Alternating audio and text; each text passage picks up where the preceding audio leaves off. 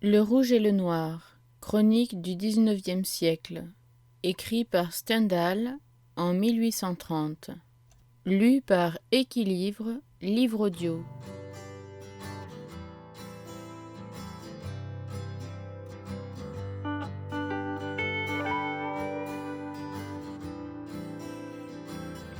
Livre premier, La vérité, l'âpre vérité, Danton.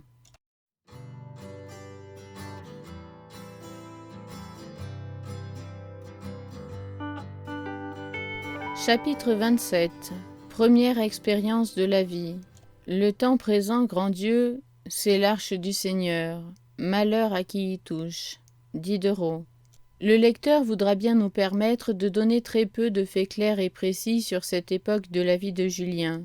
Ce n'est pas qu'il nous manque, bien au contraire, mais peut-être ce qu'il vit au séminaire est-il trop noir pour coloris modérés que l'on a cherché à conserver dans ses feuilles. Les contemporains qui souffrent de certaines choses ne peuvent s'en souvenir qu'avec une horreur qui paralyse tout autre plaisir, même celui de lire un conte. Julien réussissait peu dans ses essais d'hypocrisie de geste. Il tomba dans des moments de dégoût et même de découragement complet.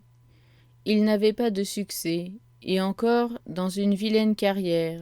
Le moindre secours extérieur eût suffi pour lui remettre le cœur. La difficulté à vaincre n'était pas bien grande, mais il était seul, comme une barque abandonnée au milieu de l'océan. Et quand je réussirai, se disait-il, à avoir toute une vie à passer en si mauvaise compagnie. Des gloutons qui ne songent qu'à l'omelette au lard qu'ils dévoreront au dîner, ou des abbés Castanède, pour qui aucun crime n'est trop noir. Ils parviendront au pouvoir, mais à quel prix, grand Dieu? La volonté de l'homme est puissante, je le dis partout, mais suffit-elle pour surmonter un tel dégoût? La tâche des grands hommes a été difficile. Quelque terrible que fût le danger, ils le trouvaient beau. Et qui peut comprendre, excepté moi, la laideur de ce qui m'environne?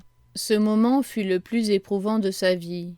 Il lui était si facile de s'engager dans un des beaux régiments en garnison à Besançon. Il pouvait se faire maître de latin. Il lui fallait si peu pour sa subsistance. Mais alors, plus de carrière, plus d'avenir pour son imagination. C'était mourir. Voici le détail d'une de ces tristes journées. Ma présomption s'est si souvent applaudie de ce que j'étais différent des autres jeunes paysans. Eh bien, j'ai assez vécu pour voir que différence engendre haine, se disait-il un matin. Cette grande vérité venait de lui être montrée par une de ses plus piquantes irréussites. Il avait travaillé 8 jours à plaire à un élève qui vivait en odeur de sainteté. Il se promenait avec lui dans la cour, écoutant avec soumission des sottises à dormir debout. Tout à coup, le temps tourna à l'orage. Le tonnerre gronda et le saint élève s'écria, le repoussant d'une façon grossière. « Écoutez, chacun pour soi dans ce monde. Je ne veux pas être brûlé par le tonnerre. Dieu peut vous foudroyer comme un impie, comme un Voltaire. Les dents serrées de rage et les yeux ouverts vers le ciel sillonné par la foudre, je mériterai d'être submergé, si je m'endors pendant la tempête, s'écria Julien. Essayons la conquête de quelque autre cuistre. Le cours d'histoire sacrée de l'abbé Castanède sonna. À ces jeunes paysans si effrayés du travail pénible et de la pauvreté de leur père, l'abbé Castanède enseignait ce jour-là que cet être si terrible à leurs yeux, le gouvernement, n'avait de pouvoir réel et légitime qu'en vertu de la délégation du vicaire de Dieu sur la terre. Rendez-vous digne des bontés du pape par la sainteté de votre vie, par votre obéissance. Soyez comme un bâton entre ses mains, ajouta-t-il, et vous allez obtenir une place superbe où vous commanderez en chef, loin de tout contrôle, une place inamovible, dont le gouvernement paie le tiers des appointements, et les fidèles, formés par vos prédications, les 2 autres tiers. Au sortir de son cours, M. Castanède s'arrêta dans la cour. C'est bien d'un curé que l'on peut dire « tant vaut l'homme, tant vaut la place », disait-il aux élèves qui faisaient cercle autour de lui. J'ai connu, moi qui vous parle, des paroisses de montagne dont le casuel valait mieux que celui de bien des curés de ville. Il y avait autant d'argent, sans compter les chapons gras, les œufs, le beurre frais, et 1000 agréments de détail. Et là, le curé est le premier sans contredit. Point de bon repas où il ne soit invité, fêté, etc. À peine M. Castanède fut-il remonté chez lui que les élèves se divisèrent en groupes. Julien n'était d'aucun. On le laissait comme une brebis galeuse. Dans tous les groupes, il voyait un élève jeter un sol en l'air, et s'il devinait juste au jeu de croix ou pile, ses camarades en concluaient qu'il aurait bientôt une de ces cures à riche casuel. Vinrent ensuite les anecdotes, tel le jeune prêtre, à peine ordonné depuis 1 an, ayant offert un lapin privé à la servante d'un vieux curé, il avait obtenu d'être demandé pour vicaire, et peu de mois après, car le curé était mort bien vite, l'avait remplacé dans sa bonne cure. Tel autre avait réussi à se faire désigner pour successeur à la cure d'un gros bourg fort riche, en assistant à tous les repas du vieux curé paralytique et lui découpant ses poulets avec grâce. Les séminaristes, comme les jeunes gens dans toutes les carrières, s'exagèrent l'effet de ces petits moyens qui ont de l'extraordinaire et frappent l'imagination. Il faut, se disait Julien, que je me fasse à ces conversations.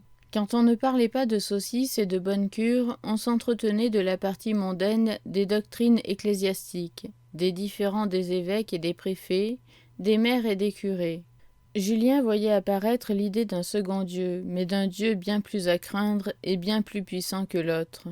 Ce second Dieu était le pape. On se disait, mais en baissant la voix, et quand on était bien sûr de n'être pas entendu par M. Pirard, que si le pape ne se donne pas la peine de nommer tous les préfets et tous les maires de France, c'est qu'il a commis à ce soin le roi de France, en le nommant fils aîné de l'Église. Ce fut vers ce temps que Julien crut pouvoir tirer parti pour sa considération du livre du pape, par M. de Maistre. À vrai dire, il étonna ses camarades, mais ce fut encore un malheur. Il leur déplut en exposant mieux qu'eux-mêmes leurs propres opinions. M. Chélan avait été imprudent pour Julien comme il l'était pour lui-même, après lui avoir donné l'habitude de raisonner juste et de ne pas se laisser payer de vaines paroles. Il avait négligé de lui dire que chez l'être peu considéré, cette habitude est un crime, car tout bon raisonnement offense. Le bien-dire de Julien lui fut donc un nouveau crime. Ses camarades, à force de songer à lui, parvinrent à exprimer d'un seul mot toute l'horreur qu'il leur inspirait. Ils le surnommèrent Martin Luther. Surtout, disait-il, à cause de cette infernale logique qui le rend si fier. Plusieurs jeunes séminaristes avaient des couleurs plus fraîches et pouvaient passer pour plus jolis garçons que Julien, mais il avait les mains blanches et ne pouvait cacher certaines habitudes de propreté délicates. Cet avantage n'en était pas un, dans la triste maison où le sort l'avait jeté. Les sales paysans, au milieu desquels il vivait, déclarèrent qu'il avait des mœurs fort relâchées. Nous craignons de fatiguer le lecteur du récit des 1000 infortunes de notre héros. Par exemple, les plus vigoureux de ses camarades voulurent prendre l'habitude de le battre. Il fut obligé de s'armer d'un compas de fer et d'annoncer, mais par signe, qu'il en ferait l'usage. Les signes ne peuvent pas figurer dans un rapport d'espion aussi avantageusement que des paroles.